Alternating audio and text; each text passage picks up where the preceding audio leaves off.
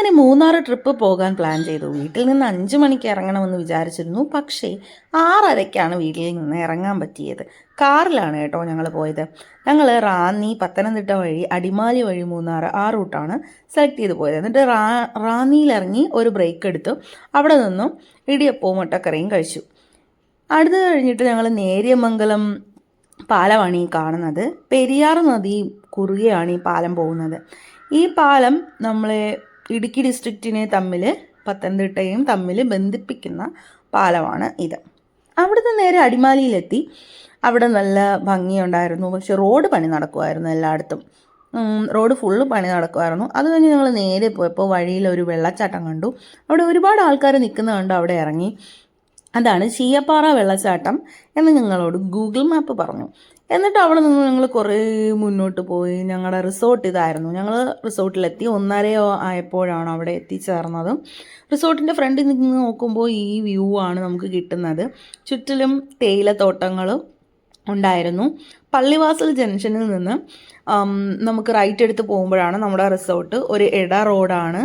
സൈഡിലും ഫുള്ള് തേയിലത്തോട്ടങ്ങളുണ്ട്. കുന്നും മലനിരകളും ഒക്കെ ഉണ്ട്. മെയിൻ റോഡ് ഇവിടെ നിന്നും മെയിൻ റോഡിൽ കൂടെ വണ്ടികൾ പോകുന്നതും എല്ലാം ഇവിടെ നിന്ന് കാണാം. ഇവിടെ ഒരു വാട്ടർഫോള് നമ്മുടെ റിസോർട്ടിൻ്റെ കുറച്ച് താഴെയായിട്ടുണ്ട്. അത് അട്ടുക്കാട് വാട്ടർഫോൾ എന്നാണ് പറയുന്നത്.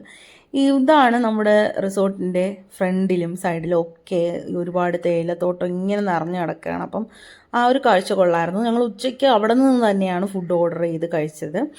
റിസോർട്ടിൽ നിന്ന് തന്നെ നമുക്ക് ഫുഡ് അവർ ചെയ്ത് തന്നായിരുന്നു. നല്ല ടേസ്റ്റുള്ള ഫുഡായിരുന്നു. നല്ല ക്വാണ്ടിറ്റിയും ക്വാളിറ്റിയും എല്ലാം ഉള്ള ഫുഡായിരുന്നു. നല്ല ടേസ്റ്റി ആയിരുന്നു. അവിടെ നമ്മുടെ റിസോർട്ടിനെ പറ്റി പറയുകയാണെങ്കിൽ അവിടെ ഭയങ്കര നീറ്റ് ആൻഡ് ക്ലീൻ ആയിരുന്നു. ഞങ്ങളൊരു പ്രീമിയം റൂമാണ് എടുത്തത്. ചെറിയൊരു ബാൽക്കണിയൊക്കെ ഉള്ള ഒരു റൂമാണ് എടുത്തത്. അതിന് വന്നിട്ട് 3000 രൂപയായിരുന്നു. 3000 സംതിങ് ആയിരുന്നു റേറ്റ്. അവിടെ സാധാ റൂംസും ഉണ്ട്. അതിന് 1500 റേറ്റ് വരുന്നത്. നല്ല ആംബിയൻസ് ഒക്കെ ഉള്ളൊരു റിസോർട്ടാണ്.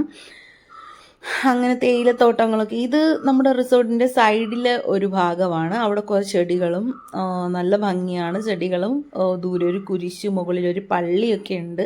പള്ളിയൊന്നും വീഡിയോയിൽ എടുക്കാൻ പറ്റിയില്ല. അതൊക്കെ കാണാം. അത്യാവശ്യം ഒരുപാട് ആൾക്കാരൊക്കെ വരുന്നുണ്ടെങ്കിൽ നമുക്ക് നന്നായിട്ട് എൻജോയ് ചെയ്യാൻ ക്യാമ്പ് ഫയറും എല്ലാം ഉണ്ട് അവിടെ. ഇത് നമ്മുടെ വഴിയാണ്.